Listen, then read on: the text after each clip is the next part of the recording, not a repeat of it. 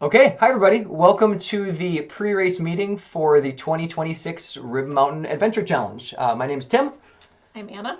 and we are the co-race directors for this event going into its 11th year. Anna and I have been racing and adventure racing together for over 21 years, since 2004. Have raced in over 175 adventure races together. Everything from 3 to 5 hour races up to 7 day expedition length adventure races. And we're so excited to bring the sport that we love and fell in love with over 20 years ago to all of you this coming weekend. We're going to go over some general rules for the race, as well as kind of an overview of the course and some logistics. But first, it's always kind of fun to share some demographics of the people that will be out there in the woods with you on Saturday. I think, again, we're probably the largest adventure race in the entire United States. We have nearly 425 racers coming from 13 different states. A third of the racers at the race this weekend are from outside the state of Wisconsin. Our age range is incredible. We have racers age 2 to 71 racing in the event this year. That's got to be our youngest racer ever, racing with parents. And then we have 36 teams in the family division, which is also our most ever, with over 59 kids participating, or 59 kids participating. So I think that's really awesome. There's also 24% of racers, nearly a quarter of the field. This is their first ever adventure race this weekend. So we're so excited for all of you. I also want to shout out 3 people, Heidi Mobley, Brent Young, and Leighton Tingley, who have their birthdays on race day. So happy birthday in advance to all of you. If you know them, make sure you say hi and happy birthday. We are a fundraiser race. We raise scholarship funds for the UWSP campus where I teach music. And since this race's inception 11 years ago, we have raised over $100,000 for student scholarships, thanks to the help of our sponsors of this event and generous donors. So really excited to be able to give back to our community and our students. Welcome adventure racers who are coming back to this race. I know many of you have also been racing for 20 plus years. We've got some former national champions at this race. Shout out Wadali coming back again with the kids on the team. And we have 4 racers that are now going into their 11th straight year. They've done every year of this race. Jeremy Sherman from Team GAM, Jason Myers from the Myers family team, and Kristen and Carl Hansen from Team RWB. Thanks for your continuous support. And I know many of you have made almost every single year, and we appreciate seeing you back every year. Equally, welcome to new racers. We're so excited to welcome you to what we think is an incredible sport. We got into the sport after seeing Eco Challenge on TV in the late 1990s. I know some of you maybe saw the most recent reboot on Amazon, or maybe you saw Arthur the King, the movie in the theater with Mark Wahlberg, and got hooked. However you found out about the sport, we're so excited to have you join us. We think it's just I think it's the best sport in the world. So we're excited to have you join us. I want to say a huge thank you to all of our volunteers. We have over 50 people who are giving up their time this week and race weekend to come and support you all in doing this crazy thing we're all doing. Some volunteers have been with us for 11 years, every single year. And we all just have to realize that this isn't anybody's full-time job. All the race directors in the Wisconsin series have full-time jobs and lives outside of this. And all of our volunteers, too, we give up the time and we do it because we love it. And we're really happy that all of our volunteers are coming out to support. Thank you also to our sponsors. Plover Area Convention and Visitors Bureau is a big sponsor of this event this year. We have a new sponsor in the Wisconsin Adventure Races series. Our presenting sponsor is Dandy's Vegan Marshmallows, co-owned by an adventure racer himself. So thanks for the support on that, Dan. Crawdaddy Outdoors is our series prize sponsor for the Wisconsin Adventure Race series. By the way, there'll be coupons for Crawdaddy Outdoors in your swag bags, and I think the coupons say they expire April 2026, but I've confirmed with Jamie, another fellow adventure racer, those coupons for his online store or in-person store in Iowa are still good through all of 2026.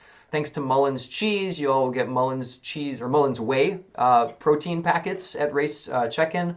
Red Eye Brewing, who'll be providing beers after the race, as well as Out There USA for some swag prizes or some raffle prizes at the end of the event.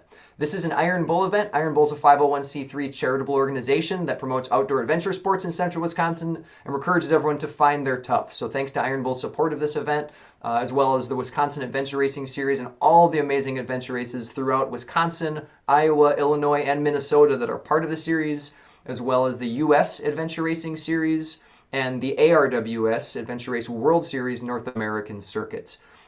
Thanks also to Badger Orienteering, Minnesota Orienteering Club, and Paul and Julie from 180 Adventure for renting us the checkpoints and e-punches. We need enough equipment that it takes 3 different organizations to provide the supplies for our race. Okay, moving on to rules. Make sure you read the rules on the website carefully. We'll also have a print off of them in your race packet when you check in. They're for your safety, the safety of the crew and community, and to maintain fairness in the race. In the sport, rules can kind of be different from race to race, so it is a good idea just to make sure you've looked through them ahead of the race. Especially for those that are new to the sport, this is not a closed course, and what I mean by that is all the roads and trails, everything is open to the public, and you for sure will run into other people that are either out using the trails or particularly vehicular traffic on the roads, maybe boats on the water. So just be courteous. It's possible you could run into some people on horses. Horse etiquette, when you come up to people riding on a horse, whether you're on bicycle or foot, you need to stop and start communicating with the person that's on horseback. And talk to them to see what they'd like you to do. Sometimes they say, just go by slowly, we'll move off, or sometimes they ask you to move off the trail and wait as they pass. It's for the safety of everyone that we're respectful of that. Dismount your bike if you're on a bicycle and just talk with that rider. Be very careful crossing roads. There are some busy roads. We don't have you riding on busy roads, but we have you crossing some busy roads. So just be really careful. It's a long race. 10 seconds, 20 seconds of waiting for traffic won't make a difference. So just please be safe out there on those roads. Respect other trail users. If you are on paved roads, you may or may not be, depending on, 3 hours, I guess, depending on your course. I think everyone will be on paved roads at some point. Please ride single file. Put your rear flashing light on at night for sure. And if it's an overcast day, it can't hurt to have that on. It just makes you more visible. So we encourage you to have that rear light on whenever you're on a road. There's a lot of racers, which means a lot of gear. Please work with our volunteers to make sure you help keep things in transition areas organized. We'll have designated spots to put bikes. We'll have designated spots where canoes and kayaks need to go. We don't want to overwork our volunteers having to carry canoes and kayaks from all over the place. Make sure you put them where they ask you to place them when you're done using them. A big reminder just to everyone is in this sport, if you're on a team, if you're on a 2, 3, or 4 person team, not solo, you need to stay within 100 feet of your teammates. So that means don't send a runner ahead 100 meters to go punch a checkpoint. If a checkpoint's all the way up on top of a big hill, you all need to start walking up that hill together to follow these rules. If you're on a team and you notice someone else is really breaking those rules flagrantly, just give them a gentle reminder. And if someone if someone's really breaking those rules excessively, please do report them to race staff. We'll make a note of that. Respect private property. There is private property bordering the headquarters park that we're in. It's marked with hash marks. Other parts of the 8-hour and the 18-hour race have red over other parts of the course that's marked as off limits. Please be mindful of that. There's one spot on the 18-hour course where we have permission for private land with a couple checkpoints in the middle of a remote trekking section. When you get to that section, it's marked as open on your map, and there's red around it. But when you get there in person, you might see a gate that says private property, no trespassing. We do have permission to use that land. It's about an 80-acre parcel north of some public land. So other than that, though, it's not really any private land on the course this year. So make sure you stay within the parks. You want to talk about modes of travel? Oh, sure. Yeah. So basically, you need to obtain the checkpoints by the mode of travel that's specified. So paddle points you have to get in the boat. You can't get trek points by bike. You can't get bike points when you're in the boat, and so on. The only exception is when you're biking. There might be some times when you need to drop your bike and run a short distance into the woods and punch a point, and that's fine to leave your bike. For the paddle this year, there is absolutely no portaging, and that's specifically for the 18 and 8-hour races. It seems tempting at times, but it's all private property, so please stay in your boat. There are some sections that might be a little shallow. If you need to get out and pull your boat, go ahead and do that, but just don't go onto the actual land. So the way that the overview of the courses works and how teams are ranked, just to kind of go over this especially for new folks, is you have the time limit, which is either 18-hour, 8-hour, or I'll say this again, it's in the race updates. The 3-hour races actually have 4 hours without penalty. to complete the course. So it really is a 4-hour course open without penalty. And within that time, you try to get as many checkpoints as you can. We anticipate in every one of the 3 races, there will be teams that clear the course. However, by no means will everyone clear the course. And then teams will be ranked by whoever gets the most checkpoints. So if there are, let's say, 16 checkpoints in the 3-hour race, any team that gets all 16 is ranked ahead of any team that only gets 14 or 15. And in cases of a tie, multiple teams clearing or multiple teams getting the same number, then your time that you finish in is the secondary ranking system. The 3-hour race is what we call a choose your own adventure. Shout out Paula from 180 Adventure. And what that means is when you get your instructions, it'll say that you can start with multiple sections. You could start on the trek, you could head right to the special challenge, or you could start on your bike and head over to the paddle. And we'll let you all kind of self-select and choose what discipline you start with, although within each discipline you have to visit those checkpoints only on that discipline. So you can't say, we're going to start on bike and just happen to visit some foot points that you might pass or be near when you're leaving on your bike. We have electronic punch system that we'll explain later, and that will help us make sure that you don't bend that rule. But please just make sure it's easier on everyone just to make sure you just get the checkpoints within that section. For 8 and 18-hour teams, we have a rolling start. So the 3-hour teams will start all at once at 1 o'clock. For 8 and 18-hour teams, you will punch a start box, and that will start your timer, and it's really more of a linear course design. As you know, we're dropping both 8 and 18-hour teams off at a remote spot and busing you there. You can visit the CPs again in any order within a section, but then once you've left that section, moved on to the next, you can't go back and, let's say, run over to a paddle point you skipped earlier or something like that. A reminder that when you punch the start box for 8 and 18-hour teams, make sure that you note the time on your watch, because you have 8 or 18 hours from when you start and when you punch that start box to when you finished. By no means is everyone going to clear the course. There might be a very few teams that clear the 8 and the 18-hour. They are long courses, particularly with biking this year. So don't be disappointed if you don't get all the points. The main goal is just to get to the finish by your 5 p.m. time cutoff, or by the time after you've started the race within the 8 or 18 hours. So for gear drops before the race, the 8 and 18-hour racers are going to drop your bikes and your bike gear at a secret location that we'll share on Thursday. Make sure you leave yourself at least 30 minutes from your bike drop to getting back to HQ. That's about how long it takes to drive from the bike drop location to headquarters before you check in. 8-hour racers, make sure you've double checked your wave. So we have 2 waves that you're in for your check-in time. So one check-in time I think is 5:45 and the other was I think 7. And that's in race update number 2. So double check those 2 wave times and which one you're in. 3-hour racers, you're going to drop your bikes at headquarters in the designated area before the race starts. For the paddle, racers in the 8 and 18-hour races who are bringing your own paddle gear, you're going to take it with you on the bus when you leave. So make sure, don't forget that on race morning or race evening. You won't need to carry your paddle gear at any point during trekking or biking sections, so that's that. And then after the paddle, you're just going to leave your personal paddle gear in the designated area. We'll transport it back to headquarters after the paddle is done. For 3-hour racers for the paddle, you are required to use the race-provided paddle gear that we're providing for you. So you can't bring your own gear. There will be specific youth PFDs available from the canoe outfitter if you have children on your team. Although if your child is very small, we would encourage you to carry their PFD with you if it fits your child. And you have to carry it on the bike with you in the 3-hour race. Yeah. If you have a very small child, we'd encourage you to do that. And it's not a long bike, but but you can do that. For 4-person family teams with 2 or more small children, you might choose to put all 4 of you in one canoe if you feel safer that way, and that's perfectly fine. For parking, at race headquarters is at Standing Rocks. We'll have lots of parking available. We're at a different headquarters location than we were 3 years ago when we raced there in 2023. Parking's going to be in the same spot though. So there's that large field south of the road that we're going to park in. There'll be a white tent right across the road, the check-in at the Chalet building north of the tent. And please just park on the south side of the road in the field and not on the pavement. We need to steer clear of the pavement and gravel areas for other park users.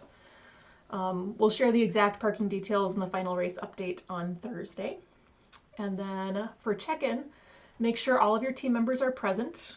For check-in, you'll get a team bag with your race bibs, t-shirts, safety pins to attach your bib number, and other swag, including Dandy's Vegan Marshmallows, which is a new series presenting sponsor. Yay. And of course, Crawdaddy Outdoors with the coupons that are still good for 2026. You got your maps, your instructions, and any pre-purchased merchandise. You're going to see a paper coupon receipt in your bag, and then just turn that in when you check in, and you'll get your items like mugs, bowls, or Bora hoodies that you've purchased. And in that packet is also going to be your e-punch stick. So with your maps is where you'll get your e-punch stick, which maybe we'll just demonstrate now. So this is what you'll carry with you through the course, one per team. And it has a little strap that you attach to your wrist, and you can just put this little thing around your finger. And then these are what you're looking for in the woods. These are at every checkpoint location. In 18-hour races, we will have the reflective ones for you at night. Yep, all the night stuff will have reflection on them, or will reflect. And then what you do is you take the e-punch stick. There's this little hole here. When you tap it there, it'll beep and flash, and you can take that out. And you should either hear it beep, but for some reason you can't hear the beep if it's really noisy or something where you are. You'll still see that flash on there. Oops. And that'll record that you've been there, and then that will record on the stick, and you'll download it at the end. Yeah, so that will be in your map packet with the instructions. Make sure you don't lose track of that before the race starts. I feel like every year there's a team that's like, uh-oh, it fell out at some point. After the race, some of you ordered Bora merchandise, which is like the hoodie that I'm wearing, which is so nice, and we've got like other shirts and stuff, jerseys. We'll have a link where you can buy those post-race and then have them directly shipped to you. If you won an Adventure Junkie prize last year by competing in 3+ races in 2025 and didn't receive it, we did put those in your swag bag. I think we've now caught everyone. Oh yeah, you can show those. Yeah, they are awesome. Super like compact, lightweight tech hats for racing in 3 races. We do have an upcoming prize we'll announce soon for 2026 Adventure Junkie prize. And again, make sure you grab a Mullen's whey protein packet at check-in. Grab a flavor of your choice. They're awesome. They're such a great product made right here in central Wisconsin. And we did go ahead and order extra shirts this year. So I think we've got the right size for everyone, even if you registered late, which is great. If you find it's not a good fit, yeah, they turned out really awesome. Gary Barton Designs does a great job with our logo each year, coloring and stuff. Working with Anna to like figure out the shirt color. It's great. If you find that the one you try on doesn't like fit well, go to the merch table after the race and you can try a different size on or something like that. The tag in the back of the shirt it's a black tag for men's sizes and a white tag for women's sizes. We just want to note that because there's nothing else on the tag that says that. Although I guess if you hold it up, like the sleeves on the women's are different, whatever. Okay, so again, you'll have your maps, instructions, e-stick in that bag. The maps are waterproof. The instructions are not. So if you're going to bring those instructions with you, good to carry like a map case, Ziploc. It's probably good anyways, just in case you don't get like mud and stuff like that on them. And there'll be a mix of like USGS and road maps, some aerial maps, stuff like that. I want to mention a couple descriptive words that describe topography that will actually be in all 3 races, including the 3-hour race. A term that's definitely in all 3 races is a topographical term called depression. That's like a low-lying area, like a bowl. So you'd go like downhill to the bottom of an area, and that's what a depression is. A reentrant would be like a downhill sloping gully or ravine. That's what a reentrant is. And the spur is the opposite of that. It's like a ridge line that goes downhill. And then I think there's a saddle, at least in 2 of the races. I don't remember if the 3-hour race also has a saddle in it. Maybe. And a saddle is kind of what it describes, like what a saddle looks like on a horseback, right? It slopes down on 2 sides and it slopes up on 2 sides. That's the topographic feature you'd be looking for. Beyond that, with the maps, off-limits roads are marked with X's, and that's just to keep you off busier roads and keep you safe. You can cross them, like cross over them, but do not ride on or along them. And again, private property is marked either in red or with purple hash marks.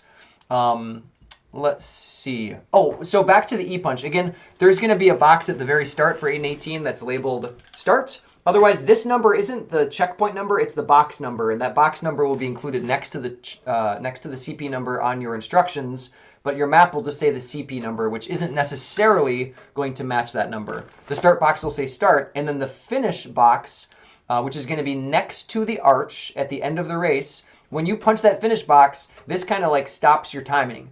So what I want to remind everyone is because you're going to pass that finish box maybe a couple times during the day. Don't be tempted to just see it and punch it because it'll take you off the clock. So make sure you wait until you're really done to punch that finish box. Watch your time. There's a 1 checkpoint penalty for every minute that you're late, so that's pretty severe. We want everyone back on time. 18-hour teams will have trackers. We'll send out information on how to use those trackers, as well as for the few 8-hour teams that rented one. And we'll be sharing a tracking site that will go live that you can share the link ahead of time with family and friends. The course won't go live on the tracking site for the 18-hour course until Friday night, right when the race starts. There are some porta potties and bathrooms at headquarters and throughout the course. If you find yourself in a park and you're not near a bathroom, the woods, there's thousands of acres of land just 10 feet off the trail. Try to get off the trail if you're using the restroom out on the course. Water's available at many TAs on the course. There's running water at most of the TAs for the 18-hour and the 8. 3-hour, please plan to bring enough water for the 4 hours you could potentially be on course. We anticipate the winning time of the 3-hour race to be pretty close to 2 hours, maybe 2:15, which is why we call it a 3-hour race, because I think many of you will be able to finish that in 3, but we're going to leave it open for 4. If you make a mistake, if you want to just take your time, whatever happens, we're going to leave it open for 4 hours without penalty. Do have enough water for that, please. So for weather, weather is changing every day. So the forecast has looked different every time we checked, but as of now, Friday overnight, there's going to be a low of 47, so not freezing, but a little chilly. There could be rain on Saturday morning, and Saturday is a high of 60, so it should be perfect racing weather. As I've said before in our previous meetings, at night it's going to be very dark, so make sure 18-hour racers bring a headlamp or something for mapping, because we may not have a lot of light in the evening as you're mapping. The course is going to be buggy. The mosquitoes have just started to come out this last week. Ticks have been an issue already for the last month. There's also some garlic mustard in some areas of the course, so just be careful about that. That can cause a really itchy reaction for some people if it's exposed to sunlight. We haven't seen much poison ivy yet, a little bit of nettle out there, but everything's been growing this last week, so just be prepared for that.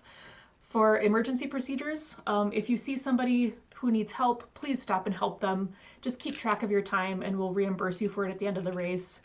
The fire department and EMS have been notified that the race is going on, so there will be someone nearby in case of a life-threatening emergency, but keep in mind that you really do need to be self-sufficient, so make sure you have everything that you and your team need for the race. So we can't come out and rescue you if you get tired or dehydrated or scrape your knee or if you get lost. We're handling a lot of other things and we can't come and rescue you. So if you really do have a true emergency or if somebody really is injured, please call 911. They're alerted, they know the race is going on, and follow the emergency procedures in your racer packet. Overall, you just need to be able to come back to headquarters by your own power. If you do need to drop out of the race for any reason, please let us know so we're not out looking for you, and obviously call 911 if it's an emergency. And also, we need this back from you. These are very expensive, yes. So every team needs to make sure to turn this in after they've finished the course.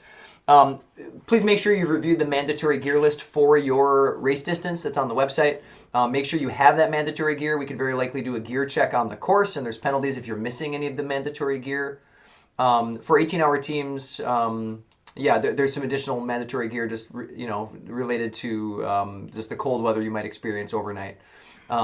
Also make sure in race update 2 there's a note. We added a piece of mandatory gear last week based on the special challenge requirements for the 3-hour and the 8-hour. Make sure you have the right number of buffs for your team. We do have some available we can give you at registration if you don't have one, but please bring some if you do. Let's see. We already talked about paddling. You might get your feet wet. 8 and 18-hour teams. I mean, 3-hour you might get your feet wet too, but I think 8 and 18-hour teams, there's a possibility you're gonna have to get your feet wet in some of the shallow areas between lakes. This is gonna be the most beautiful paddling in this race. We can't wait. I think we're gonna have we'll have Ann and Lee, our photographers, out there, and a videographer with some drone footage too. So it's gonna be It's going to be incredible. Good. As a reminder, no GPS allowed during the race. That includes GPS watches unless it's a newer Garmin that is in adventure racing mode, or if you just have a Garmin you want to track with, just put it in your pack, seal it up, don't ever take it out. We don't want you to be able to see anything like distance or speed or anything like that on a device, so please use the honor system in that. Cell coverage is pretty good throughout the course. You know, if you need to get through to us and it's not like a phone isn't going through, like try to send a text or try to get to a higher area, or just move a little bit if possible to reach out to us. All teams check in with a volunteer each time you get to a TA or a transition area. To keep things easy for our volunteers, please give them your team number only, not your team name. It's a lot easier just to look up the number so they can write that down, especially when there's like dozens of teams maybe coming in, within minutes of each other. We have a award each year that's called our Cleanup Award, and we keep track of how many pieces of trash racers collect from the woods per team. So if you have any trash you found out in the woods or you've collected, put it in the garbage bin at a transition area and tell the number of trash to the volunteer there, and they'll make a note, and we'll give awards in each one of the 3 race lengths. Make sure you're wearing paddles and PFDs at all times while you're paddling. 3-person teams, that center person needs to be in the boat. Make sure they do not sit on the center thwart, that piece of wood that goes across. That can break. It's also really unstable to do so. And please don't drag the boats. I think any of the water that's shallow enough, you'll be able just to like pull it over the surface of the water. But like when coming in and out of the water, beginning and end of the paddle, don't drag the boats. Make sure your team carries the boat. When finished with the paddle, the volunteer will have instructions of where you need to place your boat. Again, just make sure you follow their instructions. Make sure helmets are worn while you're bicycling at all times. 8 and 18-hour teams, take your gear when you leave the bike drop in the race. Make sure everything of yours except your paddle gear comes with you. So you can't, like, let's say, like, leave a bunch of like changes of clothes and just expect us to move your dirty clothes back to TA or back to headquarters at the end. Take all the stuff you're going to leave at the bike drop with you when you leave the bike drop, with the one exception being your paddle gear. For the 3 and 8-hour racers, you have a special challenge. After you complete the special challenge, there's 1 e-punch there. Don't forget, after you've done the special challenge, to punch that box. If there was a missing checkpoint, we try to lock them all up or keep them secure. But if there's a missing one, look at the rules. You can look for it any amount of time. But if it's missing, no one will get credit for that checkpoint. We've never had one go missing or stolen, so we've been lucky with that. But it could always happen. Just make sure you confirm where you are, double check. If you're positive you're in the right spot and it's not there, go ahead and move along. So I mentioned our friends and photographers are going to be out on the course, Anne and Lee, and videographer as well. And post-race, we're going to have food available at headquarters starting 3 p.m. until 6 p.m. And that's going to be a taco bar. And we'll have a variety of red-eye beer, athletic and non-alcoholic brews, and soda and water. We have really cool finisher medals this year. Do you have? It's upstairs. Okay. Yeah. Well, you'll see them on race day. So when you punch the finish line CP, then have us put a medal over you, and then go and get your picture taken underneath the finish banner with Ann and Lee. That'll kind of be the flow of the race finish. And then turn in your e-punch stick. And turn in your e-punch stick, yes. And we'll have volunteers tallying results. We're hoping to be able to host the boards around 6 p.m. if we get all the results tallied in time. And we'll have merchandise for sale with our ceramic mugs and bowls from previous years. We have these from previous years, these nice bowls and mugs. And really cool latte mugs. These are the awards for this year, which we may year. have a few extra at the end of the race for purchase. And then some trucker hats, some stickers, Iron Bowl apparel, and we're also going to give away a free RMAC t-shirt with any purchase. So we're looking to offload some of our t-shirt inventory. We've already talked about the cleanup award, and there will be a raffle. So everyone's name is going to go into a random generator. So you're not going to get an actual raffle ticket this year, but we'll just do a random number generator and raffle prizes after the awards. We have some really cool racing packs from Out There packs from Mike Closer, so thank you for that. And some really cool prizes from Women of AR, who are also having a team come to race for the race this year. And after the race, we'll publish results online and all of our professional photos as soon as we can. Yep. Again, be sure to check out the Wisconsin Adventure Racing Series. There's lots of other great adventure races coming up. We'll share that link again. It's in Race Update 1 as well. And then we will have a live Q&A session on Zoom, which we'll send a link to you for on Thursday night at 8:30 p.m. Central Time. We'll record that as well if you can't make it and post that when it's done. But if you do have any questions, hop on that Zoom link at 8:30 p.m. We'll be happy to answer those. And expect a race update from us on Thursday that's going to include like parking information, headquarters exact site, as well as bike drop information, any last minute things for all the races. So we can't wait to see you all this Friday and Saturday. It's going to be an awesome weekend. Yeah. All right. Talk to everybody soon.